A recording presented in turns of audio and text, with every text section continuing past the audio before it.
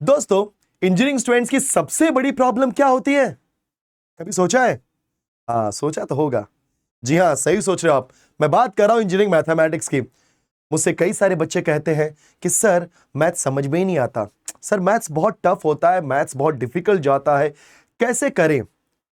लेकिन अगर सही स्ट्रेटजी के साथ में इंजीनियरिंग मैथ्स को सॉल्व किया जाए, समझा जाए, प्रैक्टिस किया जाए, तो एक्चुअल में उसे हम इजी बना सकते हैं।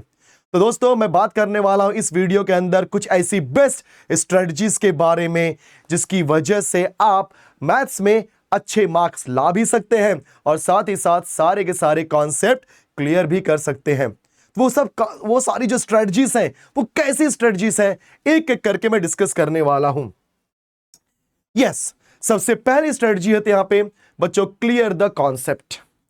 सारे कॉन्सेप्ट क्लियर करो, क्योंकि सबसे पहला जो मिस्टेक स्टूडेंट्स करते हैं कि वो डायरेक्टली फॉर्मूला रटने के ऊपर चले जाते हैं। मतलब फॉर्मूला रटते हैं और सोचते हैं कि हम फॉर्मूला रट करके इंजीनियरिंग का मैथ सॉल्व कर लेंगे या उसको अच्छे मार्क्स ला सकते हैं। नहीं, इंजीनियरिंग में फॉर्मूला रटने से कुछ नहीं होता।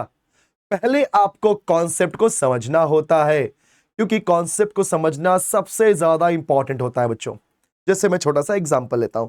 अगर मुझे पार्शियल डिफरेंशिएशन के सम्स या पार्शियल डिफरेंशिएशन को चैप्टर को पढ़ना है, तो सबसे पहले समझना पड़ेगा कि जो डिफरेंशिएशन होता है ये स्लोप्स को रिप्रेजेंट करता है। वो सबसे इंपॉर्टेंट पॉइंट है।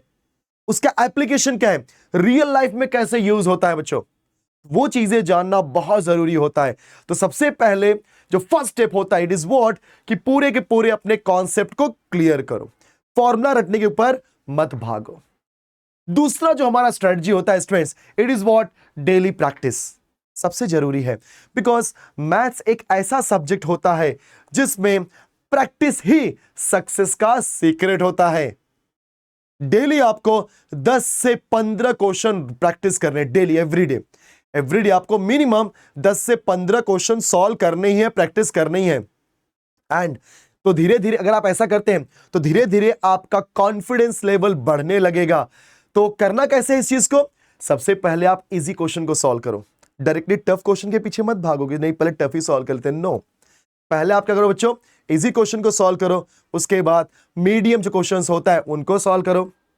मीडियम क्वेश्चन को सॉल्व करने के बाद अब बारी आती है हमारे टफ क्वेश्चन की। तो अगर आप सीक्वेंस फॉलो करोगे तो आपका कॉन्फिडेंस धीरे धीरे धीरे धीरे बूस्ट होना शुरू हो जाएगा और आप खुद ही बोलोगे, यार ये तो इंजीनियरिंग मुझे सिंपल लगने लगी, मैथ्स तो ये इतना आसान कैसे हो गया। जी हाँ, प्रैक्टिस करने से, क्योंकि मैंने पहले ही बोला है कि इंजीनियरिंग में मैथमेटिक्स का या मैथ्स का सबसे बड़ा सीक्रेट यही होता है सक्सेस होने का, कि प्रैक्टिस करो। Practice makes man perfect. चलो, हमने डेली प्रैक्टिस तो कर लिया, लेकिन डेली प्रैक्टिस करने से थोड़ा और आगे बढ़ते हैं। फॉर्मूला, क्योंकि बच्चे ये भी तो बोलते हैं ना, स्टूडेंट्स, कई सारे स्टूडेंट्स का सवाल आता है, सर फॉर्मूला याद नहीं होता। सर याद नहीं होता बिकॉज इंजीनियरिंग मैथमेटिक्स में बहुत सारे फॉर्मूले, लॉट्स ऑफ फॉर्मूलाज। मतलब अगर फॉर्मूले की बुक बनाए तो अच्छा खासा हो सकता है, एक अच्छी खासी बुक बन सकती है। सो स्टूडेंट्स, आपको बनाना है एक फॉर्मूले का नोटबुक, वो भी चैप्टर वाइज। इन केस अगर आप पार्शियल डिफरेंशिएशन चैप्टर पढ़ रहे हैं तो उसके सारे फॉर्मूले वहां पे नोट डाउन कर लो, राइट?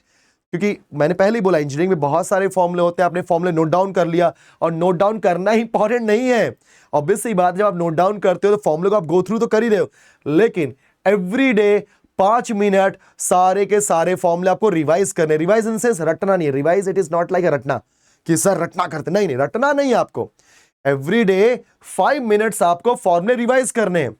रिवाइज कर लिया, और ये एवरीडे, मतलब जैसे हम रोज खाना खाते हैं, रोज पानी पीते हैं, रोज सांस लेते हैं, वैसे ही एवरीडे हमें 10 से 15 सम्स की प्रैक्टिस करनी है। एवरीडे सिर्फ और सिर्फ 5 मिनट, कितने, ज्यादा नहीं, 5 मिनट। रील देखने बैठते हो ना तो घंटों बिता देते हो। 5 मिनट सिर्फ फॉर्मूले की बुक उठाओ, बुक फोन से नहीं देखना है, हाँ, बुक उठाओ जिसमें आपने नोट डाउन, और वो नोट डाउन फॉर्मूला आपको लिखना कंपलसरी है, क्योंकि मैंने पहले ही बोला लिखने से ज्यादा दिमाग में बढ़ेगा चीजें। सो आपने फॉर्मूला नोट डाउन किया है, नोट डाउन करने के बाद उसको आप 5 मिनट अच्छे से रिवाइज करो, और ऐसा फील होगा जब आप एग्जाम में जाओगे, यार ये सारे फॉर्मूले तो मुझे दिमाग में है, मतलब मैं आराम से इन सारे फॉर्मूले को यूज कर पा रहा हूं। तो बच्चों, एग्जाम के टाइम पे फॉर्मूला याद करने से अच्छा है कि फर्स्ट डे से ही हम 5-5 मिनट के रिवीजन में सारे फॉर्मूले पढ़े और हमारा काम हो जाएगा। चलो, फॉर्मूला भी याद हो गया, हमने प्रैक्टिस भी कर लिया। लेकिन क्या हम सही ट्रैक पे जा रहे हैं? जा तो रहे हैं, लेकिन थोड़ा ट्रैक को और ज्यादा यूनिक, और ज्यादा कंसिस्टेंट, और ज्यादा बेस्ट करते हैं। कैसा? प्रीवियस ईयर क्वेश्चंस को सॉल्व करके। तो हमारा जो अगला स्ट्रेटजी है, it is what? Solve previous year questions. Sir कितने क्वेश्चन सॉल्व करें, कितने साल के क्वेश्चन सॉल्व करें? मिनिमम आपको 5 से 10 साल के क्वेश्चन को सॉल्व करना चाहिए बच्चों। अगर आप 5 to 10 ईयर्स के क्वेश्चंस को सॉल्व करते हो ना, सो ऑटोमेटिकली क्या होता है कि जब आप एग्जाम में बैठोगे ना, तो वो सारे क्वेश्चन कहीं ना कहीं आपको दिखाई देंगे, क्योंकि एग्जामिनेशन में क्वेश्चन रिपीट होना लाजमी है। क्वेश्चन रिपीट होता ही होता है। अगर आपने पहले से वो क्वेश्चन सॉल्व किया है, तो कहीं ना कहीं आपके दिमाग में वो क्वेश्चन का सॉल्यूशन घूम रहा है, और जब आप एग्जाम में बैठेंगे ना और वो क्वेश्चन दिखा, तो फट से आप उसको सॉल्व कर लेंगे। क्योंकि कोई अननोन क्वेश्चन सॉल्व करते हैं तो टाइम लगता है ना, क्योंकि सोचना पड़ता है, दिमाग को यूज करना पड़ता है। कोई चीज आपने पहले से, मतलब कोई काम आपने पहले से किया हुआ है, तो उसमें ज्यादा समय नहीं लगता, क्योंकि आपका माइंड, आपकी जो मसल मेमोरी होती है, वो पहले से ट्रेंड होती है कि हमने ऐसे टाइप के सम्स किए हैं, कोई दिक्कत की बात नहीं, आज भी हो जाएगा। चलो प्रैक्टिस कर रहे हैं, लेकिन प्रैक्टिस तो कर रहे हैं, सब कुछ मजा आ रहा है, लेकिन मेरे प्यारे बच्चों, प्रैक्टिस करते समय अगर आपने बोला कि सर मेरे को सारा का सारा क्वेश्चन का सॉल्यूशन आता है, लेकिन इंपॉर्टेंट तो है, क्या पूरी तरीके से सॉल्यूशन आना ही इंपॉर्टेंट है? नो, स्पीड भी इंपॉर्टेंट होती है। ध्यान देना मेरे प्यारे बच्चों, स्पीड भी बहुत ज्यादा इंपॉर्टेंट होती है, क्योंकि ऐसा होता है, और आपने एक्सपीरियंस किया भी होगा कि आपको सारे के सारे क्वेश्चंस आते हैं, बट क्वेश्चन छूट जाते हैं, पेपर छूट जाता है, और आपको बहुत ज्यादा दुख इस बात का होता है, यार मुझे क्वेश्चन तो आते थे, बट यार ये क्वेश्चन छूट कैसे गया, ऐसा कैसा हो गया यार। हाँ, तो मैंने क्या बोला आपको कि क्वेश्चन आना तो इंपॉर्टेंट है, पर उससे इंपॉर्टेंट बात है बच्चों, टाइम बाउंड प्रैक्टिस। यस, आपको अपनी स्पीड बढ़ानी होगी। जो भी क्वेश्चंस हैं उसको आपको कम से कम समय में, अच्छी हैंडराइटिंग के साथ में, अच्छे प्रेजेंटेशन के साथ में सॉल्व करना कंपलसरी है, राइट? क्योंकि आपको जो भी टाइम ड्यूरेशन मिलता है पेपर सॉल्व करने का, उसी टाइम के बीच में ही आपको सारा पेपर खत्म करना है, राइट? सो ट्राई करो कि कितने भी क्वेश्चन कैसे हो, उसको आप 4 से 5 मिनट, 6 मिनट, 7 मिनट, उससे ज्यादा मत लो, और फिनिश करो। कंफर्म? तो टाइम के ऊपर भी कैसे होता है, टाइम मैनेजमेंट क्या था, उसके ऊपर मैं वीडियो बात करूंगा, लेकिन आज हम स्ट्रेटजी के बारे में बात करें कि अपनी स्पीड बढ़ाओ, सॉल्व कर रहे हो, प्रैक्टिस करो, बहुत अच्छी बात है, सम सारे सोने पे सुहागा है, लेकिन अगर स्पीड नहीं बढ़ी ना, तो कहीं ना कहीं ये सारी चीजें अफेक्ट हो जाएंगी मेरे प्यारे बच्चों। बात समझा मैं क्या बोलना चाह रहा हूं? यस, सो जो टाइम बाउंड प्रैक्टिस है, मतलब टाइम के हिसाब से आपको प्रैक्टिस करना है, कम समय में जितना ज्यादा सम सॉल्व कर सकते हो आपके लिए बेस्ट है। Last but not the list is what? Focus on tough topics. ये थोड़ा सा दिक्कत देता है। कई सारे बच्चे ऐसे होते हैं जो इजी टॉपिक्स होते हैं उनको अच्छे से प्रैक्टिस करते हैं और चले जाते हैं। मुझे आप ये बताओ, जब आप 3rd ईयर में जाओगे, 3rd ईयर के बाद 4th ईयर में जाओगे, 4th ईयर में जब कंपनी आती है, तो सबसे पहले क्या चेक करती है? आपका सीजीपीए, एसजीपीए, आपके पॉइंटर्स को चेक करती है ना, कि भाई ये बच्चे का पॉइंटर 8 है, 9 है, अरे पहले इसको दे दो यार चांस, बाकी को फिल्टर कर दो। क्यों?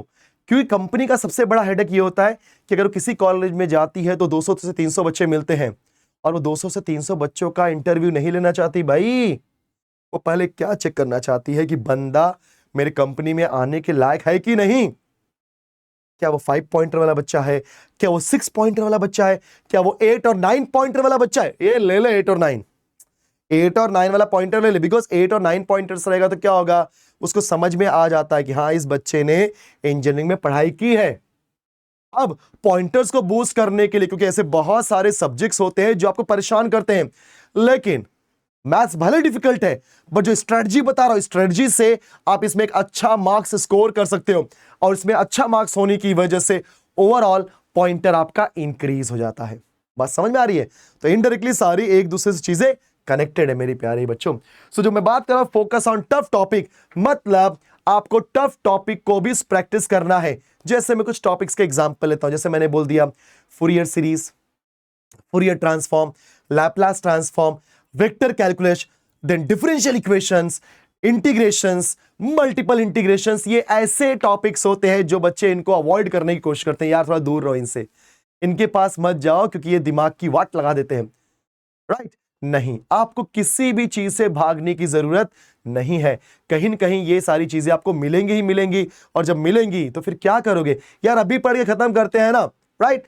तो बच्चों, आपको जो टफ टॉपिक्स हैं उनको भी कवर करना है और बेहतरीन तरीके से पढ़ाई करना है, उनको भी एक्स्ट्रा टाइम दे करके पढ़ाई करनी है। तो राइट, तो आई होप कि ये सारी की सारी स्ट्रेटजीज बच्चों आपको समझ में आई कि पहले हमको क्या करना है, clear all the concept, daily practice, formula notebook बनानी है, प्रीवियस ईयर क्वेश्चंस 5 से 10 साल के क्वेश्चंस को भी हम प्रैक्टिस करेंगे, तो टाइम बाउंड, टाइम के हिसाब से प्रैक्टिस करेंगे, और जो टफ टॉपिक्स है उनको भी कवर करेंगे। तो बच्चों, अगर आप इंजीनियरिंग मैथ्स में स्ट्रांग बनना चाहते हैं तो ये फॉर्मूला आप हमेशा याद रखो।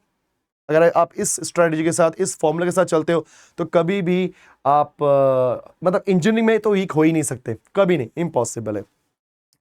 बस बच्चों, मैं एक चीज बोलना चाहूंगा कि इंजीनियरिंग के मैथ्स में सक्सेस होने का एक ही इक्वेशन है, is what? Concepts plus practice plus revision.